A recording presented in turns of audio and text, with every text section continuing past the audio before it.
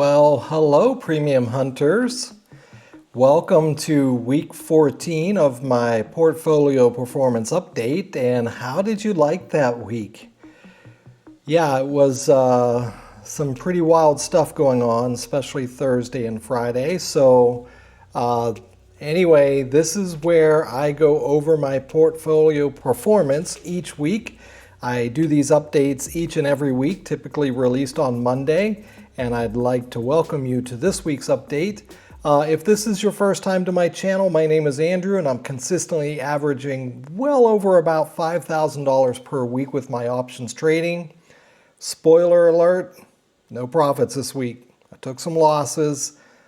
Lots of people took losses this week. I'm not the only one. It's pretty much a bloodbath out there right now. So if anybody says that there's some strategy where you can always make money, they're lying, and it just doesn't exist. It's not a reality. So, but anyway, I post these update videos each week, typically on Mondays, and I analyze my previous week's trades. And so this is for week 14, which was March 31st through April 4th.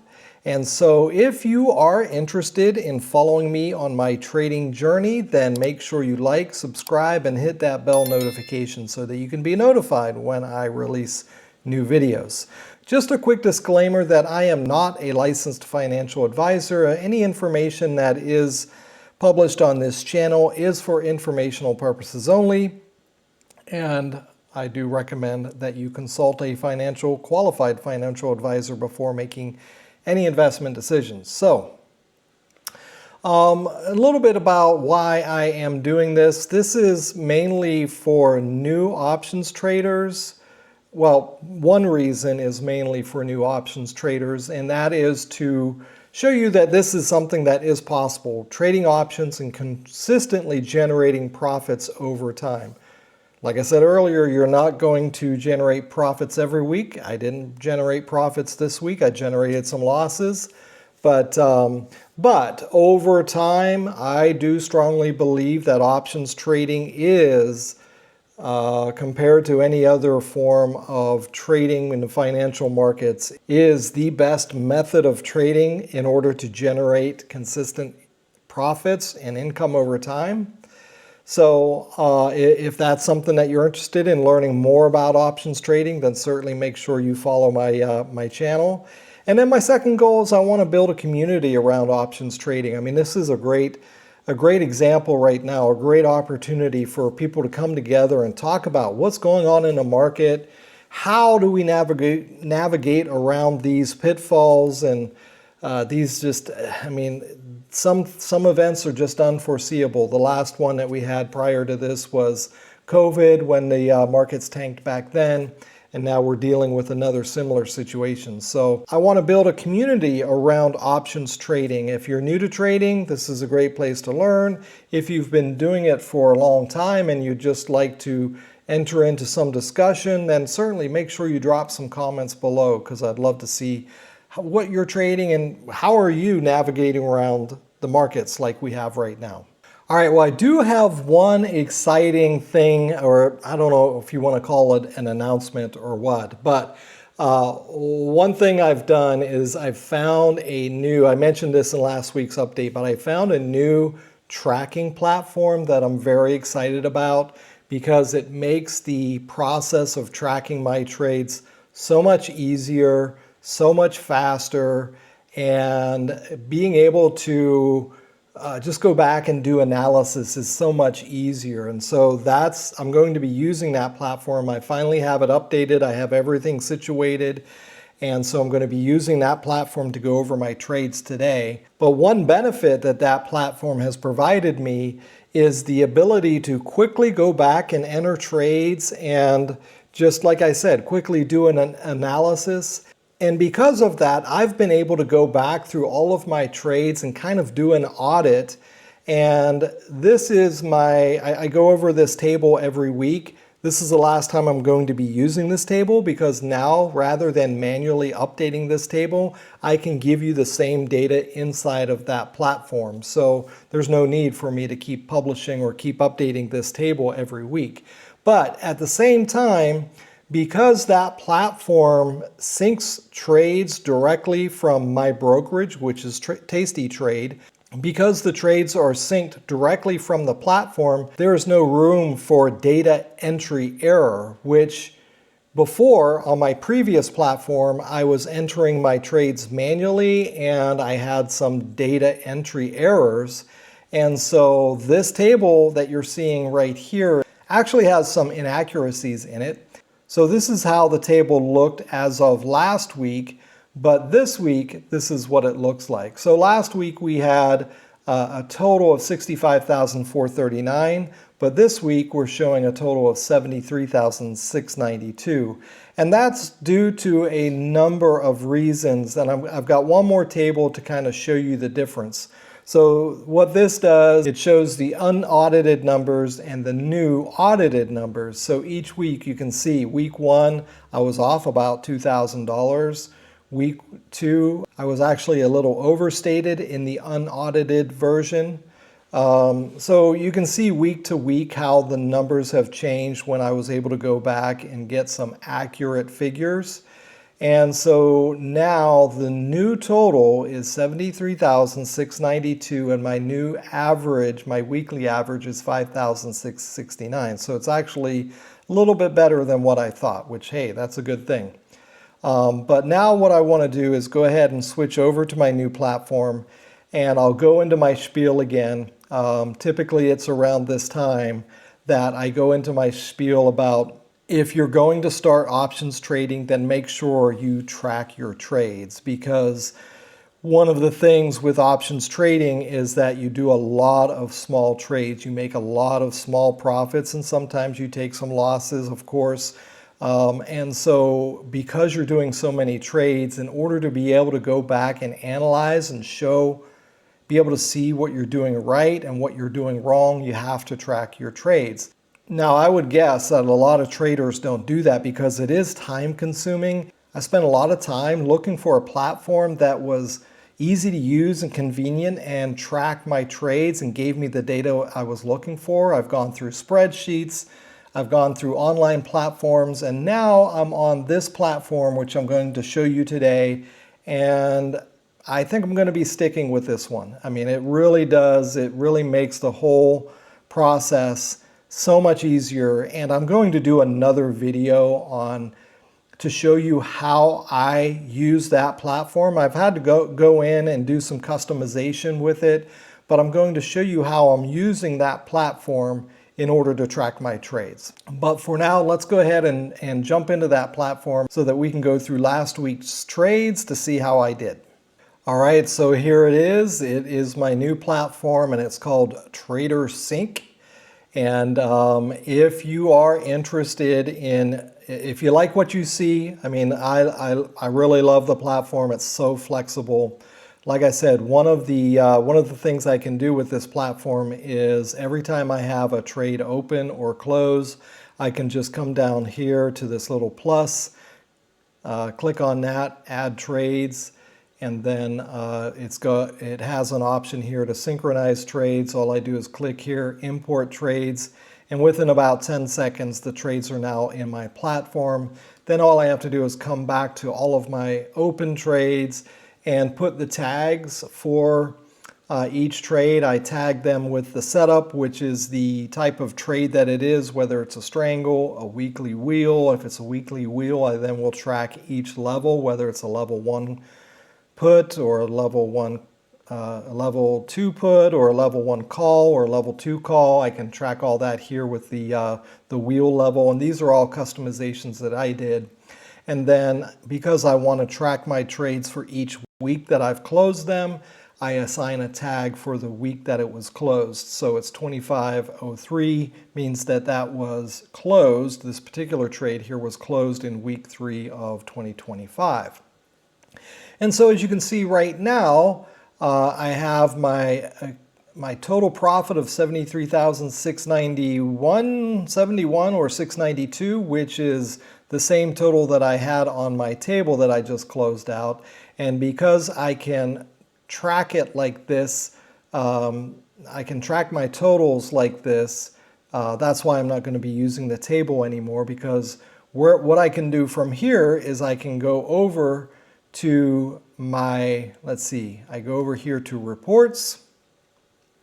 This shows the graph from the beginning of the year until current day. So you can see how I've been making profits over the weeks and months. Taking a couple losses here, which we did show on the table that we looked at previously. But then I can come down to week closed, which is one of my custom tags that I set up. And when I click on that, I get a bar chart which shows me the profits and losses for each week.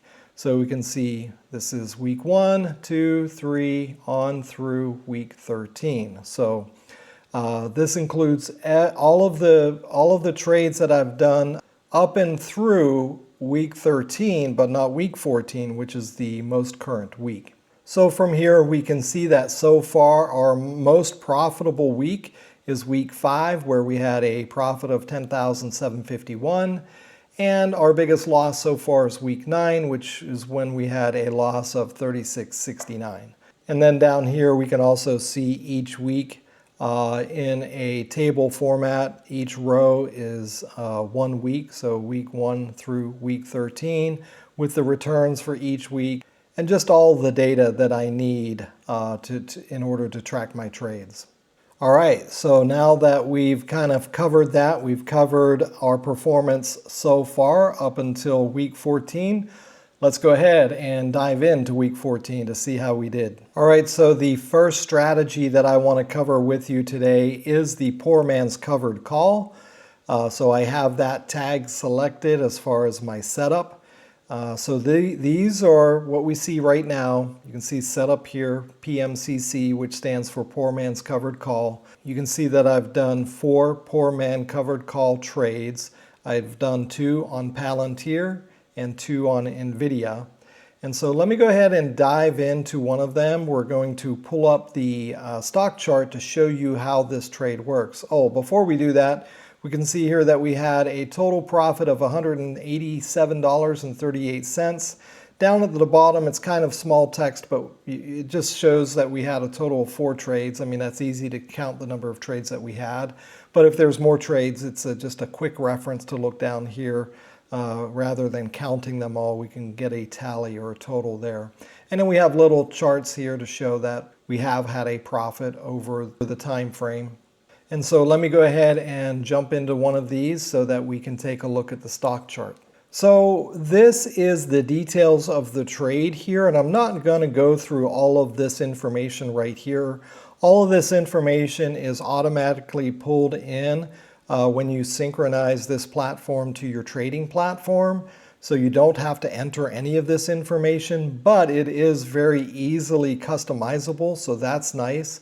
I will go over this in a future video for those of you who are looking for a tracking platform and want more information about how all this works to see if it would work for you. Stay tuned, because I'll be probably releasing that within the next week or 2. But let's go ahead and take a look at the chart so that we can see how this trade looks from a visual standpoint. All right, so here I have the chart set up. And so essentially what a poor man's covered call is when you own a LEAP, or a long-term call contract. And that's what I have down here. This again is Palantir.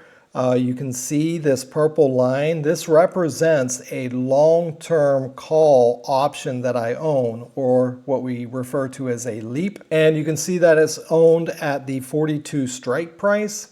And you can also see that the stock is currently trading at around 83.76. So the reason I own this call is because I have an expectation that Palantir is going to go up in price over time. I want to be able to control the stock with these options, but be able to do it with leverage, meaning that I can control shares for less capital. And so I'm expecting this to go up over time. I want to hold this for the long run. But in order to generate more income, because I do own those calls, this essentially means I own the stock, but not really. I'm controlling the stock. But if at any time I wanted to own the stock, I could exercise these calls and then I would be able to own the stock. I would be able to buy the stock at right now $42 per share, which is great because the stock is trading at almost twice that. So what I can do in order to generate more income on those calls that I own is I can sell a call against those options. I can sell a call against the calls that I own. So that's what I've done here. And the S is where I sold the call, and you can see that I sold 2 contracts at 62 cents, and the strike price was 95, and those expired on April 4th. And that's this green line. So these calls are represented by this green line. It's at the 95 strike price. You got the little clock there, which represents when this option expires. So as long as the stock price stays below that strike price, we're going to be able to keep the premium that we collect for selling that call. And what I do, I've mentioned this before, but what I do is I put in a good to cancel order for a profit of 50%. So you can see here that I sold this at 62 cents. I bought it back on the same day. This was sold on April 4th, and I bought it back on April 4th for 27 cents, which was actually a little bit more than 50%, so that's good. Sometimes I do take more, sometimes I take a little less, but typically, in most cases, I take 50%. And so with that, I was able to make $67.46 after commissions and fees. Now, also, if you look here, one of the other nice things about this platform, I mean, it's not a necessity by any means, but this represents the running profit profile, profit and loss profile of the trade over time. And of course, it's straight up because, I mean, the stock went down, which is what we wanted, and I was able to get in and out very quickly. So this is pretty much a straight up line. And so, yeah, we go back to the dashboard here. And just as a recap for the poor man's covered call, we did 4 trades, 2 on NVIDIA, 2 on Palantir for a total profit of $187. All right, so now the next strategy I want to cover with you is the covered call. And just to show you how easy it is to switch from one strategy to another, all I have to do is come up here to setup. And these are all of my strategies in here. So the covered call is this one here, abbreviated with the abbreviation CC. So I just select that one, and then I deselect poor man's covered call. And now I can see all of the covered call trades because my tag for the week closed is still selected. I can see all of the covered calls that I did for week 14. You can see here that I did 4 of them for a total profit of $2,657. So now I did these trades on Palantir. I did 2 on Palantir, and I did 1 on Google, and then another on Baidu. Palantir and Google I own shares, basically long-term stock. And I bought those a while back when I decided to get out of Tesla. And basically Palantir and Google were my replacements for Tesla.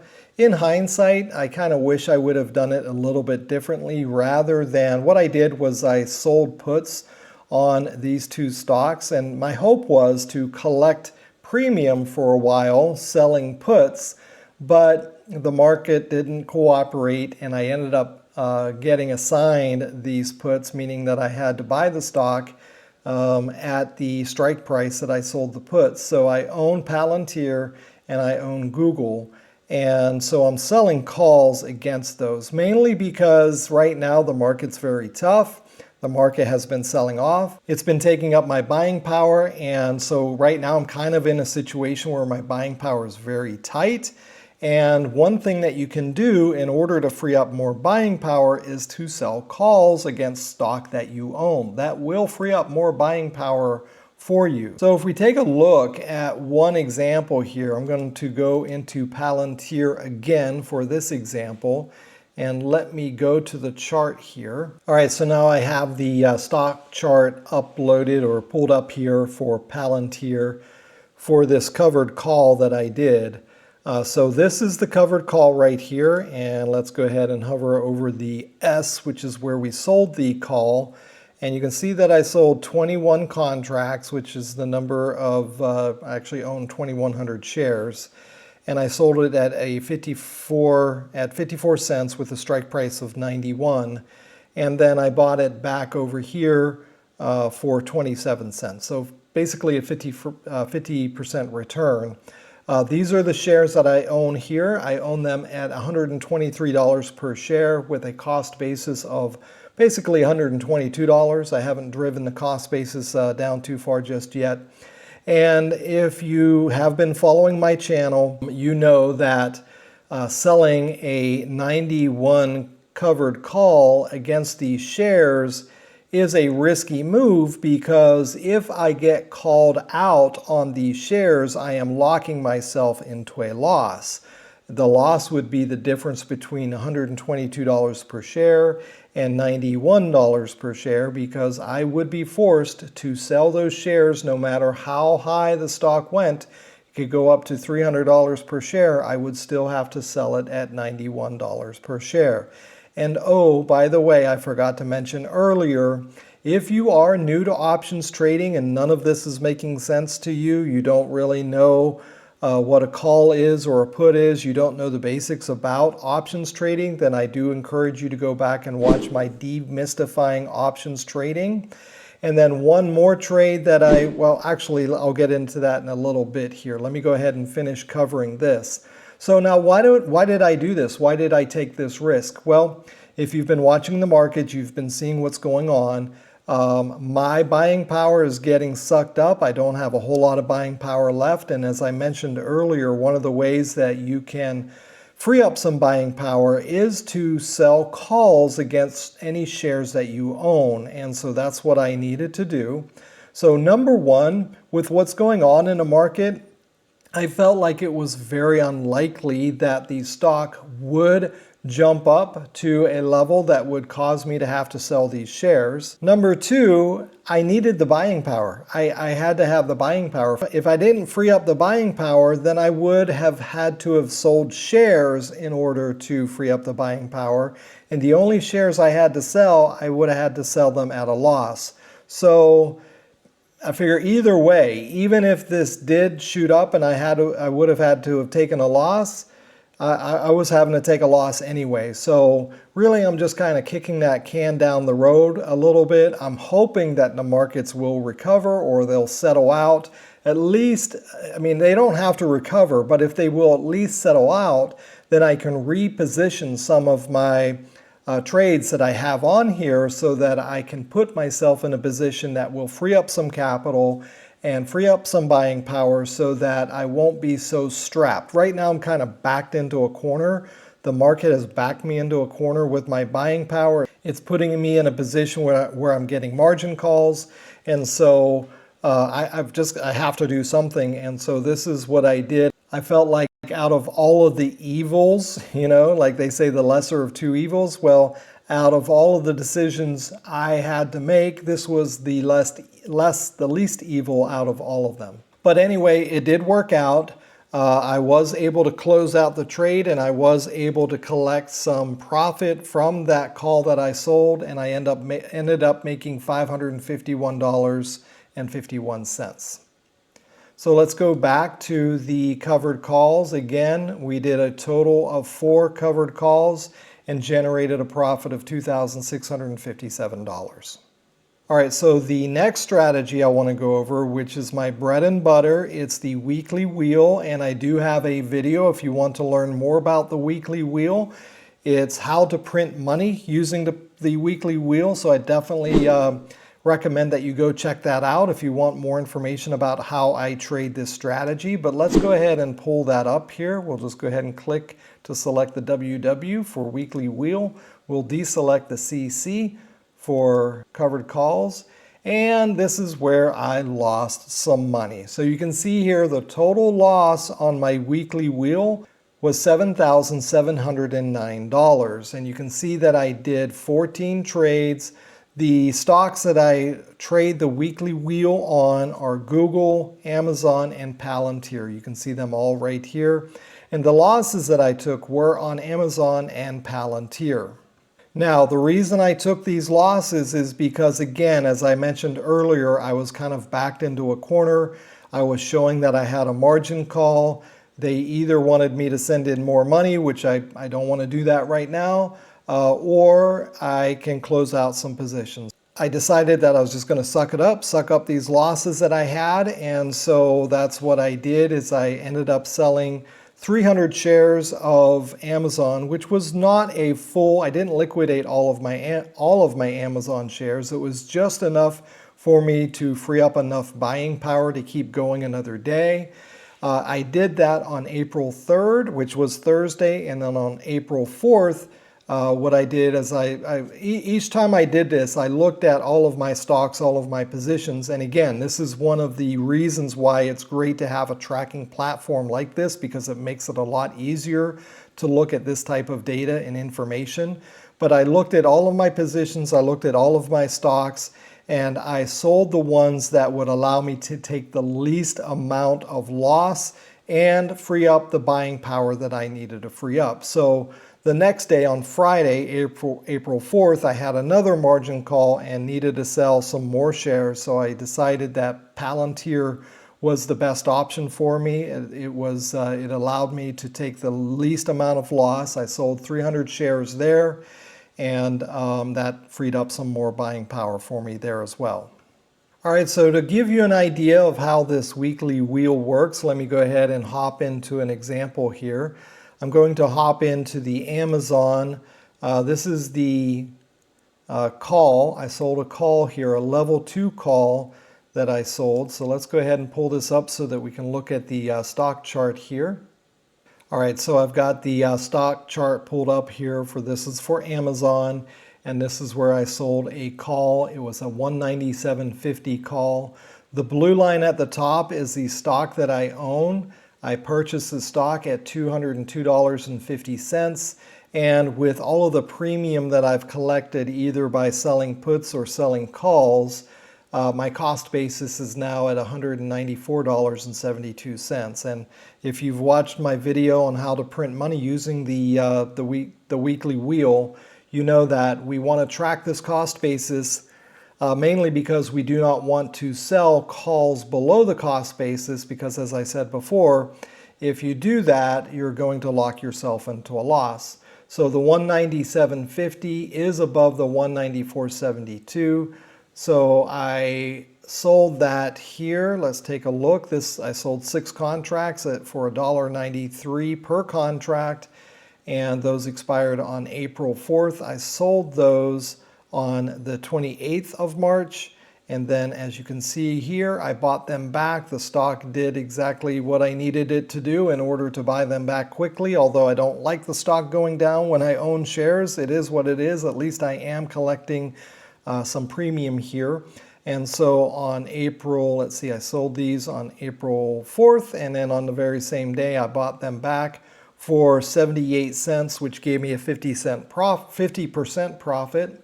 And so let's go ahead and take a look. That gave me a profit of $682.39. Collecting premium and collecting income. So that's the name of the game. So let's go back to the dashboard to look at all of the weekly wheel trades. So again, there's 14 of them, a total of 14. And if we take a look at the totals for each of the underlyings, again, I do these in Palantir, Amazon, and Google. And the reason I do this trade in those stocks is because I do not mind owning those stocks. I see those as high quality companies that have good financials that I feel like over the long term, they're going to go up. So I never get mad at having to own stock that I think are high quality companies that are going to go up over time. So let's take a look at each one to see how I performed on each of these underlyings. We'll start off with Palantir, and all I have to do, this is another great thing that I love about this platform. It's so easy to filter out data to get to exactly what you want. So I've already have the tag selected for the weekly wheel. That's my That's my setup. I already have the tag selected for week 14, which is the current week that we're looking at for all of the trades that closed out during that week. So I have that tag selected. So now all I have to do to see just the Palantir trades for this criteria that is already filtered out is just click on that symbol, Palantir, and it will filter everything else out but Palantir. That's the weekly wheel, week 14. So you can see here for Palantir, I had a loss of $4,441.92. Now I want to switch. So let's go ahead and get rid of Palantir. Just click on the X there. Now I want to take a look at the next one. Let's take a look at Amazon. I click on Amazon. It filters everything else out, and I can see that I had a loss of $3,432.27. So let's get rid of that one now that we know we had 7 trades for that amount. And let's take a look at the last one, which is Google. So we'll click on Google, and we see there that we had 2 trades for a total profit of $165 basically. All right, so that's it. Those were the 3 strategies that I traded for the week.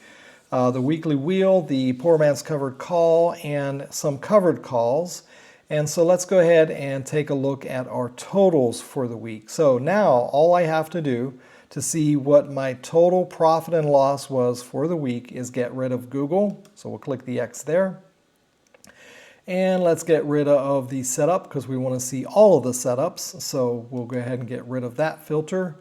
And now we can see our total loss for the week was $4,864.94. We had a total of 22 trades down here.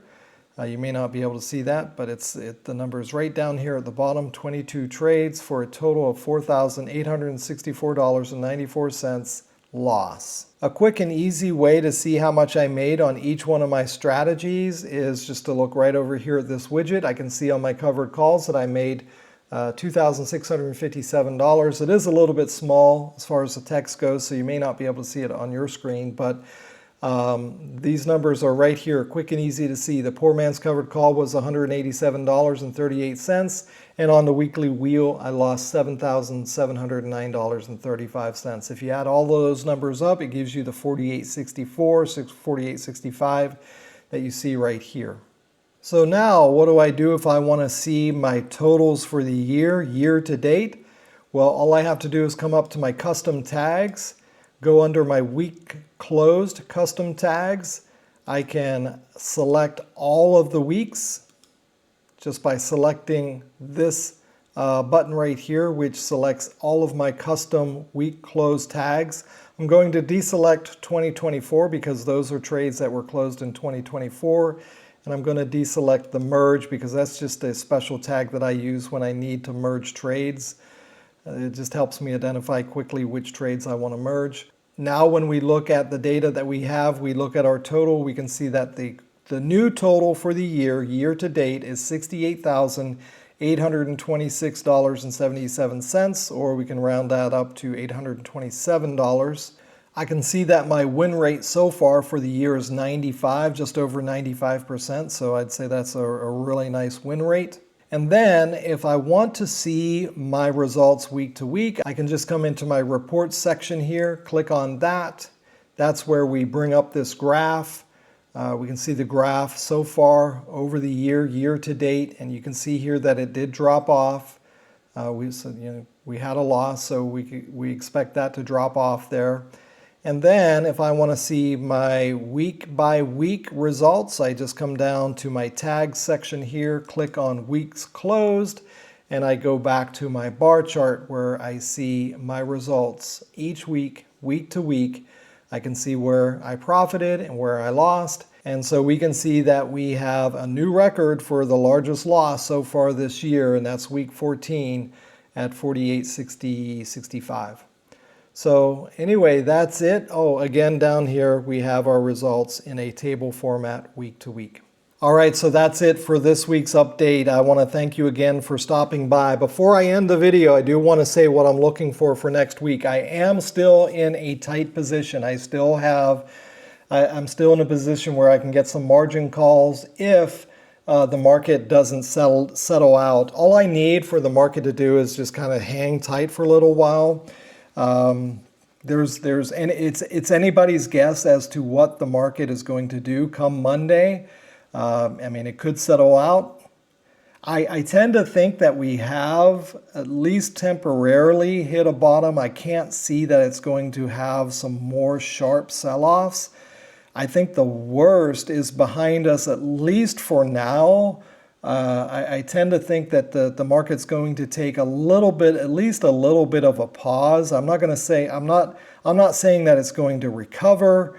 I don't think it's going to rebound. I really doubt that's going to happen. We need some kind of good news, some kind of relief for that to happen, and we haven't had that, and I don't expect us to have that.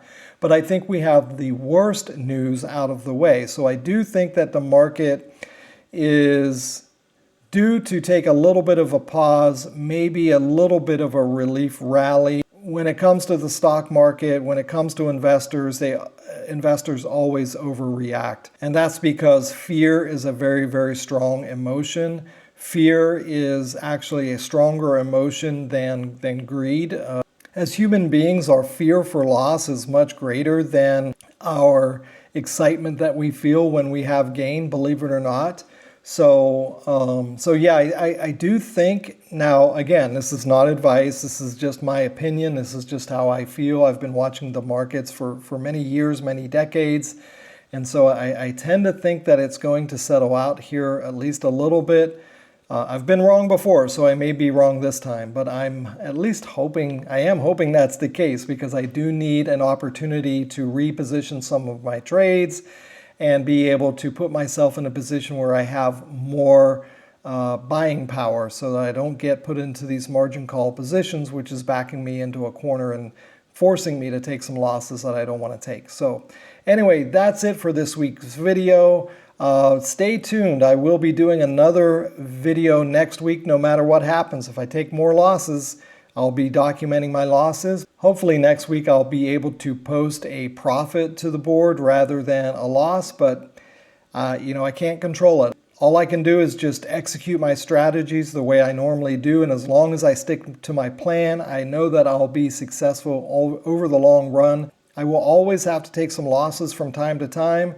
Sometimes the losses are going to be bigger than others, so hopefully we can minimize the losses to what we have right now, but we might have to take some more, and we'll see what happens next week. So in any event, if you enjoy this kind of content, you want to learn more about how to trade options and how to mitigate your risk, then make sure you like, subscribe, and hit that bell notification. And until next time, I look forward to seeing you again on Better Options. Bye-bye, everybody.